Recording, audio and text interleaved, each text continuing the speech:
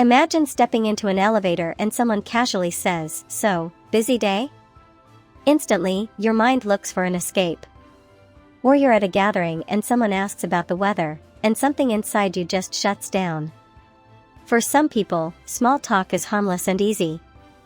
For others, it feels draining, uncomfortable, almost painful. This difference isn't random.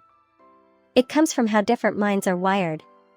The first group simply isn't built for surface-level interaction. Research shows that some people have a strong need for meaning and mental depth. Their brains constantly search for substance, ideas, and patterns. So when they hear questions like, "How was your weekend?" their mind doesn't feel engaged, it feels bored. Shallow conversation gives them very little mental reward. But when the topic shifts to emotions, ideas, life, or purpose, they suddenly come alive. They aren't antisocial, they're selective. They don't hate talking, they hate talking about nothing.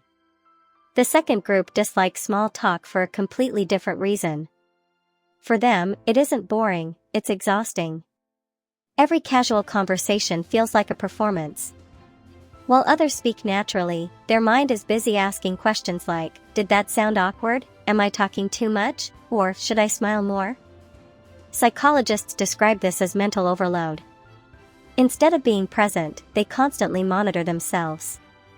Over time, their brain associates small talk with stress, so they begin avoiding it, not because they dislike people, but because the mental cost is too high. The third group has reached a deeper realization. They've noticed that small talk is mostly scripted. When someone asks, "How are you?" the expected answer is good, even if that isn't true.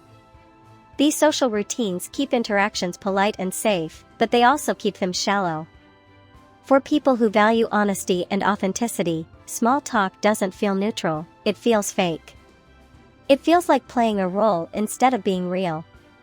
Psychologists call this an authenticity conflict.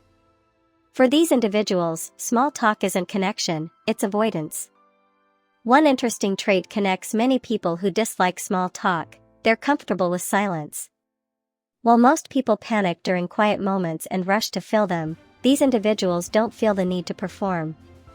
Silence feels honest to them. It doesn't pretend, explain, or impress, it simply exists. And for many, that honesty feels more real than forced conversation. There's a common misunderstanding that people who hate small talk think they're better than others. While that can be true for a few, for most people it's the opposite. Small talk is safe, nothing personal is at risk. Deep conversation, however, requires vulnerability. You reveal your thoughts, your fears, and your truth.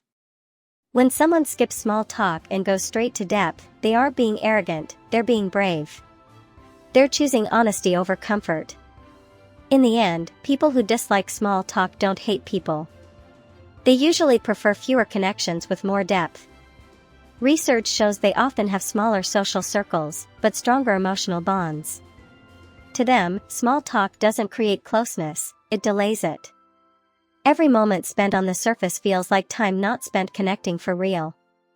So if you hate small talk, there's nothing wrong with you. Maybe your mind craves meaning. Maybe you're tired of pretending. Or maybe you simply refuse to live on the surface. You're not distant, you're intentional. And the next time someone seems uncomfortable with casual conversation, don't assume they're rude.